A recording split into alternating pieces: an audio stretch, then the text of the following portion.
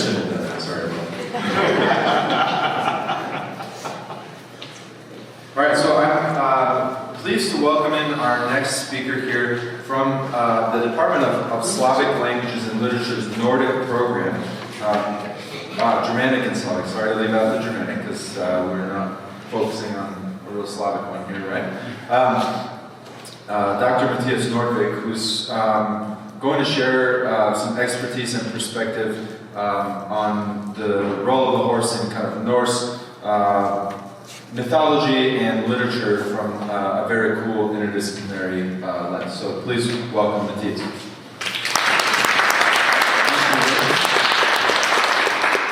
Can we all hear me? Or is it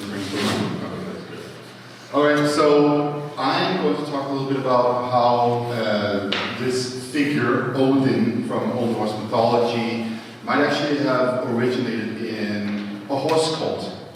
I don't know how much you know about Nordic mythology. Maybe you know that Odin is sort of this one-eyed god who sits on a throne and has a couple of ravens or something like that. Maybe you know him from the Marvel movies.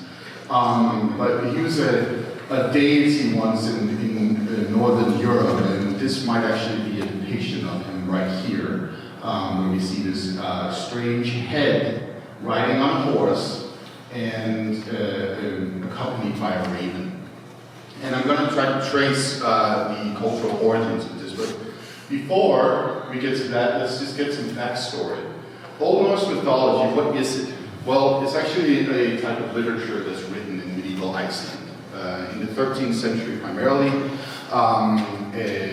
in a period after people have converted to Christianity, which means that it's actually removed the literature, the knowledge that we have of the beliefs of the Vikings is removed several centuries from the beliefs of the Vikings, if that makes sense. So that means that we have some problems when we're trying to use this literature to understand what the people actually believe in the 700s or the 500s and so on in Northern Europe. But this literature is based on cultural remnants of the pre-Christian era. And that, of course, means that we can use it when we correlate it with archaeological material and other literature from continental Europe describing what these people in Northern Europe might have believed. And so that's part of what I'm going to be doing as well, giving you some insight into this. Pre-Christian Northern or Nordic religions are attached to these Germanic-speaking populations in the region north and east of the Rhine that we start identifying in European literature with Roman historians in the 1st century CE. It pertains to Anglo-Saxons, Germanic-speaking Scandinavians, Saxons, Frisians, Franks, Thuringians, Bavarians, Swabians, Batavians, Goths, Lombards, and Vandals. These more or less elusive populations that live beyond the Romans. And what we should also note when we talk about this religion is that it's influenced or in communication with pre-Christian Slavic traditions, Baltic traditions, Sami traditions in northern Scandinavia, and of course also Roman and Greek traditions to some degree. They flow over the borders, so to speak. Prior to the time of writing in Scandinavia, what we have is depictions like the one that we see here on a runic monument that seem to indicate certain things about the religion. This might be a depiction of the world tree that is described in the literature later on. We have a tree center here with a bird in the top, and that's a sort of consistent image that we both see in depictions and in the literature later on. So that's examples of how we can sort of relate them to each other. And also take note of the horses around them. The horses keep showing up. We also get that in the image that we have here. There's a horse that is centralized here in this image. So it's a consistent feature of this religion that horses are important. I'm going to try to give you some insight into how. But before that, let's just go to Germania, which is an exonym. Germania is the word that the Romans used for the region north of the Rhine. And this area is at this time, in the period from around the year 0 to 200, populated by what we would call tribal societies with local customs that are essentially defined by extended family networks and social bonds premised on small group identities and also oathing. Right? So if you go beyond your small group identity, your ties are based on oaths that you make to one another. It's peripheral to the Roman urban society, and these societies are recipients of Roman cultural products, both material and immaterial in different ways. And they deliver auxiliary military to the Roman army and also provincial settlers in different ways. And this is where the culture starts germinating, so to speak. An interesting example of military practices from this region in this period is actually just a few miles from my hometown. It's called CU Boulder in Denmark. And this is a site where we have deposits from a large army of more than 1,000 individuals. And these are identified as a Germanic population, so to speak. They carried, and the reason that they have ended up in this particular bog where they've been found is because they were sacrificed after they lost the war. And what we can see with the items that they had is that they were local-made weapons and artifacts, but also Roman-made weapons and artifacts. And here's a good example of that. You have Roman art on one of the swords here.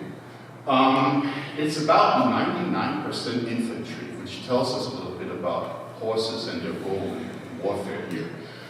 They weren't there anymore. They were a little bit, but they were not that common. What we do know, though, is that from the same period, the Romans are using Batavians as auxiliary cavalry.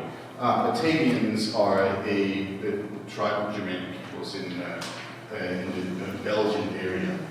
And what we can also say about the word German is actually that it probably comes from a word that means spearman. Gerdmaður in Old Norse, Germanus in Proto-Germanic. By contrast, you can see that the Germanic peoples actually refer to Germany, for instance, as Fjordland, or in German, Deutschland, which means land of the people and land of the tribes. So there's a difference there. This is the headgear from the horses that have been found in that particular site. And as you can see here, they're very precious. They're adorned, and that of course tells us that it's only the very elite that uses horses in this period. But then something happens. In the 400s, we have the Punic incursions into Europe, and they have massive influence on these peoples. And also, by the way, I don't know if you noticed, but this is the art behind here is actually a depiction of cavalry from the Tang Dynasty in China, because I couldn't find any good depictions of Huns. And for one specific reason, that is mostly made by 19th century Europeans, and they're kind of racist. So, what we have here is the approximate route of Huns coming into Europe in this period. Attila, as we know, Athens, as we call them in Scandinavia, settled in this area around close to the Danube in Pannonia at the time, which is now Hungary.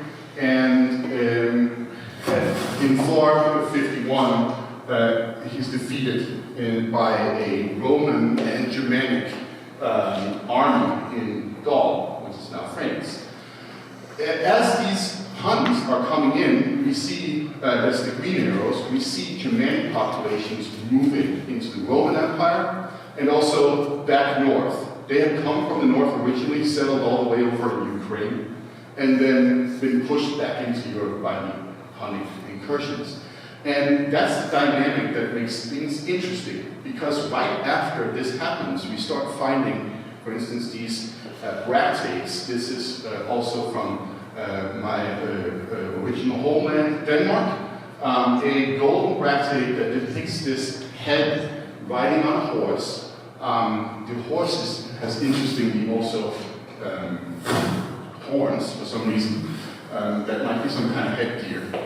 And they usually also have runic inscriptions with the original Germanic letter system. This one says, Jagas is Wardanas Veras. That is the oldest inscription that identifies the god Odin. And it means Jagas is Odin's man. So already there we start seeing something that gets kind of interesting. And we go back to the original picture here. This is the Vadstena Praktik from Sweden from the 5th century. We have here the same configuration. We have a head on a horse, and we have a raven here, and then we have runes as well. This one doesn't say anything, it just has all the runic letters that are used in the letter system. Sort of like a demonstration of the alphabet or something.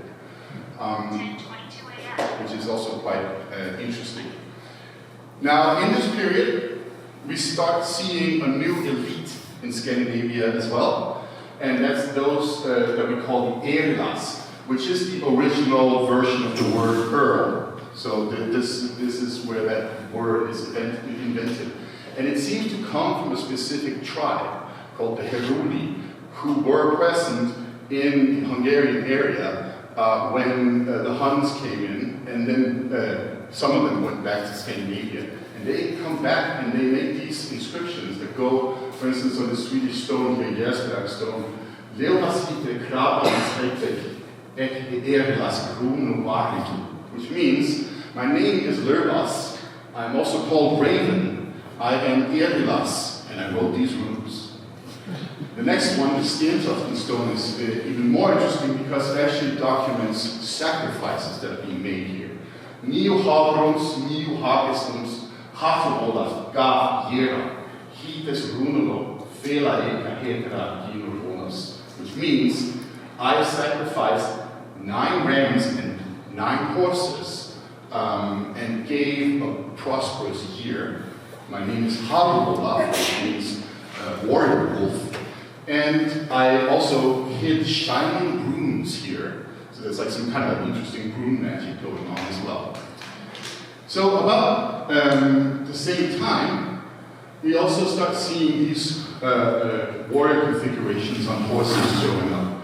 Here's a figure who's got a raven helmet, and he's accompanied by ravens. He sits on a horse, and there's apparently also a snake in front of him. That's from a plate that was on a helmet that was deposited in a grave in Sweden, the Vendel grave. And this seems to be very close to some of the configurations that we see of Odin in the literature later on from medieval Iceland primarily. We have in the literature of medieval Iceland the description of Odin's 8-legged horse. He rides his 8-legged horse, and that horse also shows up on these picture stones that we can find in 8th century Sweden. This depiction right here also looks like it's incorporating Odin's hall, Valhalla. There seems to be dead warriors represented, and maybe possibly a Valkyrie. We have a female figure who is greeting this person who's riding this 8-legged horse with a drinking horn, and we also get descriptions of that in the literature. There are similar stones like this one that have been made. And then we have the Björk runestone from the 8th century or early 9th century, which has a single poetic stanza in the Eddic meter, which is the type of poetry that is recorded in medieval Iceland in the literature.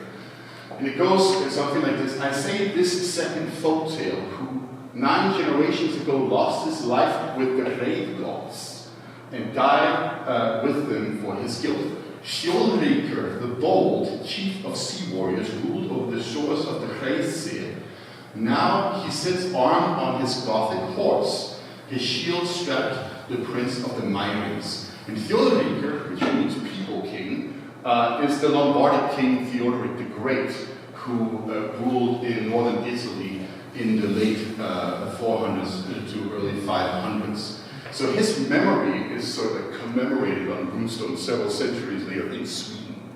And we have these components as well. The ruler, his Gothic horse. These Goths are the ones that are being pushed by the Huns.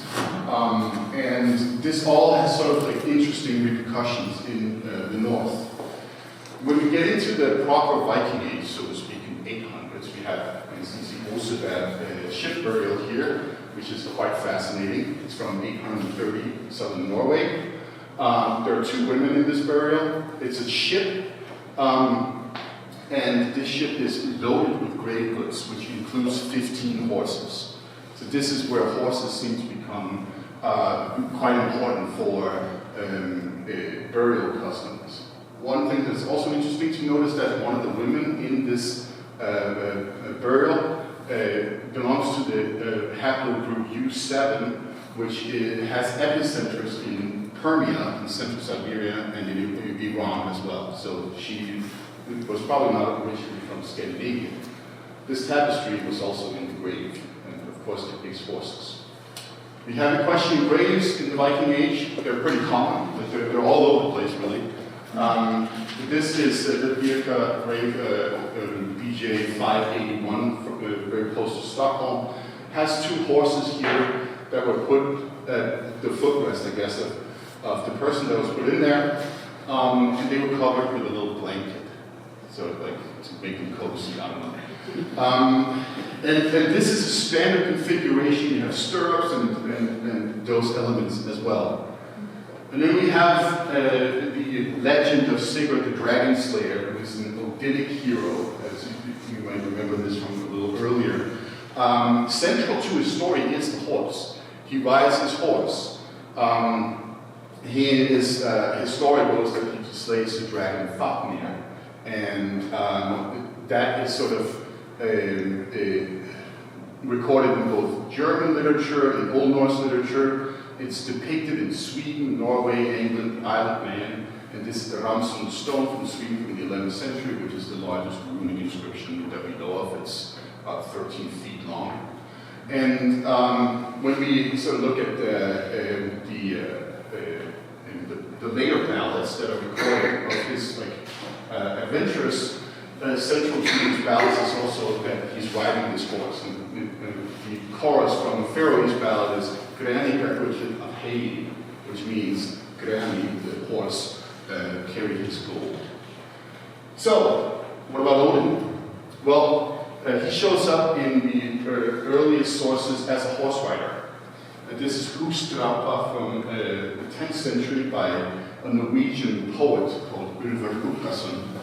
And he mentions Odin as a widely renowned Kroppdatyr, that would be Odin. He rides to the image-lodged pyre of his son, and praise speeches flow through my mouth. And we have another poem here from the 13th century that mentions multiple horses in the context of the gods, and they are all sort of in that realm of golden and shining and so on. Shining and golden, glassy, warship surf, silver hair, withered grass, gill, hidden hoof, gold hair, and lightfoot. These are the horses of the gods. They ride every day when they go to give judgment at Yggdrasil's ash. That's the world tree. In the description of Odin himself, we have, it's not mentioning, this is the primary source we have to Old Norse mythology, Snorri from the 13th century. He writes a book where he describes all the gods and all that stuff, and he says, "Best is Sleipnir, he is Odin's, and he has 8 legs. Odin is the highest and most ancient of the gods. He is also known as the father of the slain, since those who fall in battle are his adopted sons." And here's where it gets interesting, because Odin Snorri, I always mix them up actually. Snorri, as a Christian man, had to explain why he was writing about pre-Christian stuff. And what they typically came up with in the medieval period was to explain how pre-Christian religion was sort of like a misunderstanding, a misconception of how the world really functions, typically introduced by sorcerers of different kinds who came from somewhere else. And Snorri picked a very interesting story for this explanation. He tells us that Odin lived in Troy, and he had the gift of prophecy. And from this science, he discovered that his name would be remembered in the northern part of the world and honored above all kings. And for this reason, he became eager to set off from Turkey and took with him a very great following. And this is where it gets really interesting, because Turkey, to somebody in medieval Europe, would be Central Asia. That's where we're at. It's not the Turkey of today. It's somewhere farther closer to Iran, Kazakhstan, that region. And so, and whatever countries, he goes on to tell us, and whatever countries they passed through, great glory was spoken of them, so that they seemed more like gods than men. This is an explanation for why they were perceived as gods. And they did not halt their journey until they came north to the country that is now called Saxony. There, Odin put in charge of the country 3 of his sons. One's name was Vectek, the second was called Beldek, and he had the country now called Westphalia. Odin's third son was Siki. This dynasty ruled over what is now called France. And then Odin set off north and came to a country that they called Reithgoltaland, land of the riding Goths. And he set over the area a son of his called Skjöldr. From them is descended the kings of Denmark. And what was then called Reithgoltaland is now called Jutland. And so the description that he gives us here, this little migration, actually kind of follows that early Hunnic migration into Europe. We can't fully identify Turkland, Turkey here, but it is essentially this general region here.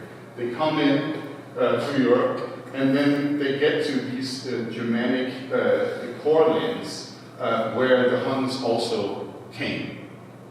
And then from there, this dynastic procession goes northwards. And so Odin is sort of like cast as this horse rider who enters Europe and brings with him a specific kind of religion. A religion of, that involves an 8-legged horse and is tied to the elite. And is for us today, when we look at the archaeology, actually seems to correlate pretty much with the ideas of elite individuals owning horses, riding horses, and being horse masters. And Odin is the symbol of this religion. So yeah, that's the rundown of how this religion and ideology might have actually played out in the late medieval Scandinavia. Thank you very much.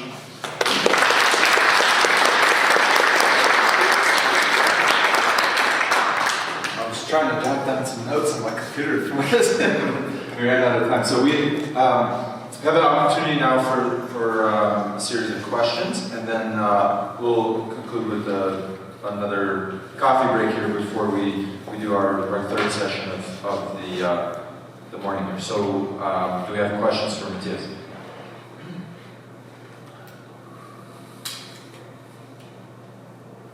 Okay.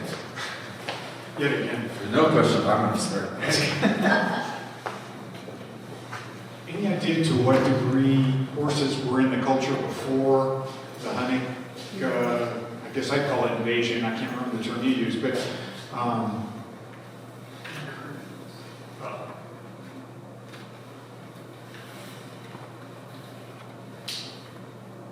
Yeah, I would say that we have about 1 horse per 100 infantry soldiers, right?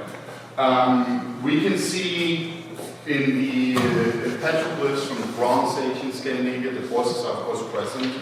They were probably brought there by the Yamnaya culture, coming into Scandinavia as well, bringing European languages with them. But they don't look to have been that common, really. They would probably have been used for a little bit of transport and for the various kinds of work tasks. What we see in Europe, in Northern Europe, is that once you have stirrups being brought into Europe, Magyar, they enter Scandinavia pretty quickly, and cavalry becomes important in Scandinavia, but not really that much before that. Right. What we do have is these magnate elite grades that have a lot of horses in them, but it's sort of closely tied to the elite, and not so much a common theme, it seems.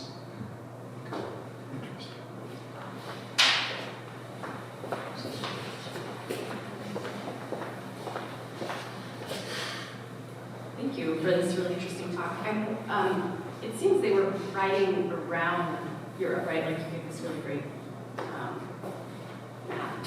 And I'm wondering if that was a really kind of one way. Because right, like your arrows all go is like a dispersal of the horse. And so I'm wondering if there was also at this time, or maybe a lot later, even more of an exchange, so that like in terms of developing a breed, like how the Arabians were sort of refined into a breed. How much were people kind of interbreeding their horses across this area versus just sort of keeping them where they were and just sort of riding and breeding their own horses? So one thing is, this is not a depiction of like horses' entry into Europe as like a species. This is a depiction of the Hunnic incursion into Europe and then their settlement.